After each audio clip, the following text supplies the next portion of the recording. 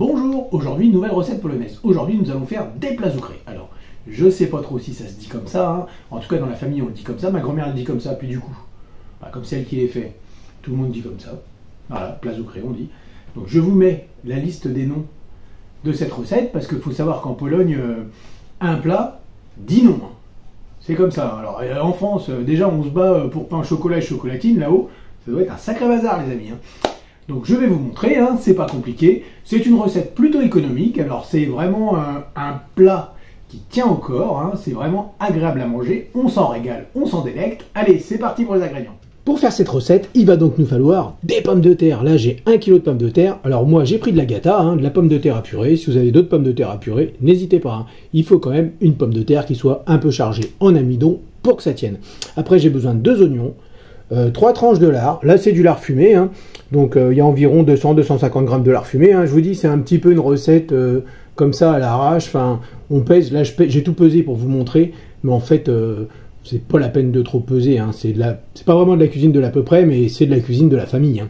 Donc après je vais avoir de la farine blanche, là j'ai environ 50 grammes de farine blanche, ça fait 3 cuillères à soupe bombées de farine, et là je vais avoir donc mon beurre et mon saindoux, 25 grammes de chaque, 25 grammes de beurre, 25 grammes de saindoux, et là-dessus je vais rajouter un petit peu de sel. Alors déjà je vais vous montrer l'accessoire qu'il vous faut.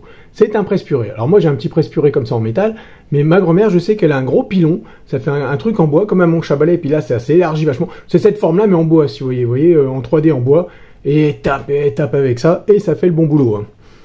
Donc en premier lieu, on va éplucher les pommes de terre. Donc à l'économe, au couteau, enfin comme vous voulez, hein.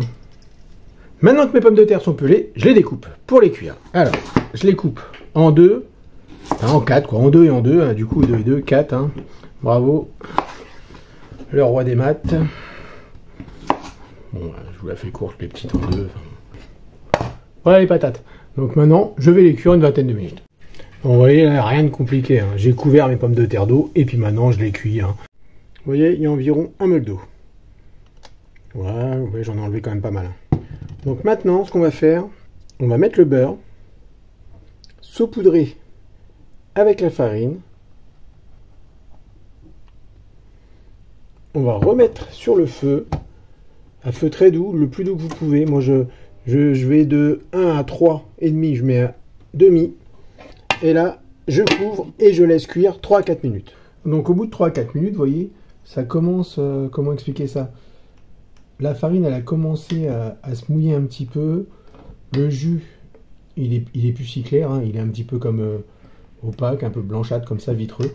Et maintenant, on va écraser tout ça. Alors, faut y aller franchement. Il faut plus qu'il y ait de grumelots. Il va falloir former des boules, hein. Donc, tout dépend de l'eau, parce que vous voyez bien, avec l'eau qu'on a laissée dans le fond, c'est jamais trop évident. Par rapport à la taille de la casserole, moi je dis 1 cm, mais bon, c'est une plus petite casserole, ça fait moins d'eau. Là, ça en fait un peu. Donc, il arrive quelquefois sur ce genre de recette qu'on ait besoin de rajouter ou de l'eau ou de la farine. Donc là, je vais rajouter une belle cuillère de farine et on va continuer.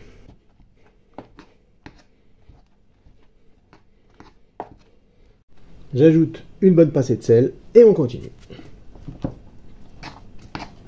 On va mélanger tout ça.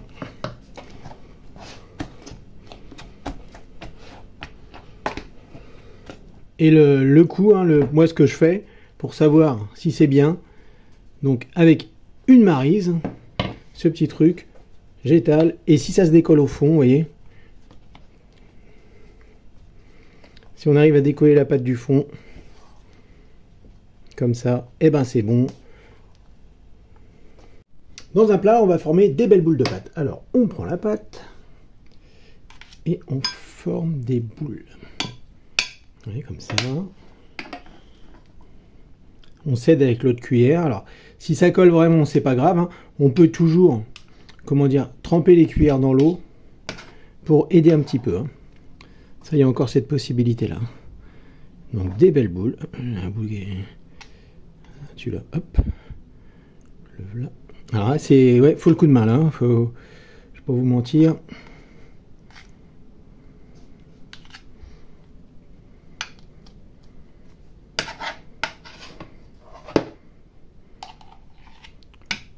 Paradis des boules, mais bon, si tu fais des tas, c'est bien aussi, hein.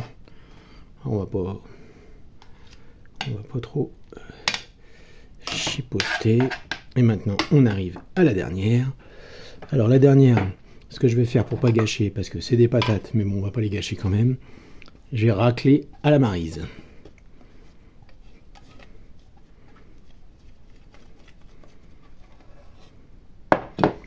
Ça va pas mal à la... Oh la vache! Vous avez vu celle-là? Tu seras mangé comme les autres, petite coquinette. Voilà, et puis comme ça, vous voyez, on essaye de... On bricole. Enfin moi, j'en ai toujours mangé, ça n'a jamais eu de forme. Hein. Enfin, un peu une boule, quoi. Bon. Alors, si vous les voulez plus crémeuses, il n'y a aucun souci. Il faut rajouter un petit peu de crème avec le beurre. Au moment du beurre, et puis on laisse un petit peu d'eau, là, et de la farine. Maintenant, on va préparer la petite sauce qui va agrémenter tout ça. Donc, j'ai mes 2 oignons, je vais les couper en petits morceaux.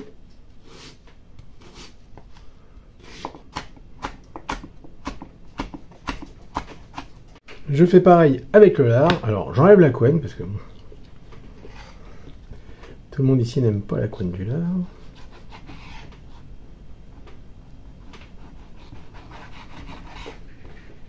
Et on va faire des lardons, tout simplement les amis, des petits lardons.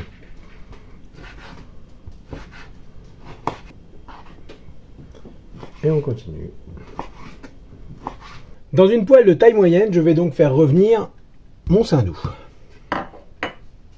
Enfin, revenir fondre mon saindoux. Alors, si vous n'aimez pas le saindoux, vous pouvez faire ça avec du beurre ou avec rien. Alors là, ce que je vous dis, là, ce truc-là, c'est facultatif. Vous n'êtes pas obligé de le faire, mais bon, c'est quand même meilleur. Une fois le saindoux fondu, on y ajoute nos oignons et nos lardons. Alors là, j'ai mis des lardons, mais si vous avez une charcuterie polonaise, une petite saucisse fumée, des choses comme ça, n'hésitez pas, ça marche aussi. Et on va faire revenir tout ça, le temps que ça grille un petit peu, vous voyez. Enfin, que ça grille, que ça cuise, que les oignons soient cuits, et puis que les lardons, le gras du lard soit un petit peu fondu. Un petit peu fondu dans le gras du cochon. Ah oui, c'est la foire au gras un peu. Une fois que mélange, donc avec mon lard, mon saindoux et mes oignons, est mousseux, comme ça commence à mousser, vous voyez, puis tout a un petit peu caramélisé, et ce qu'on va faire, c'est qu'on va le verser sur les boulettes. Et voilà les amis, la recette est finie, je vous montre. Donc vous voyez, on voit bien le saindoux dans le fond, ça brille, tout ça. Donc n'hésitez pas, parce que là j'en ai fait vraiment pas mal. C'est-à-dire que une boule par personne, c'est suffisant. Donc après, ça se réchauffe facilement au four. Voilà, il ne me reste plus qu'à vous souhaiter une bonne journée et à la prochaine fois.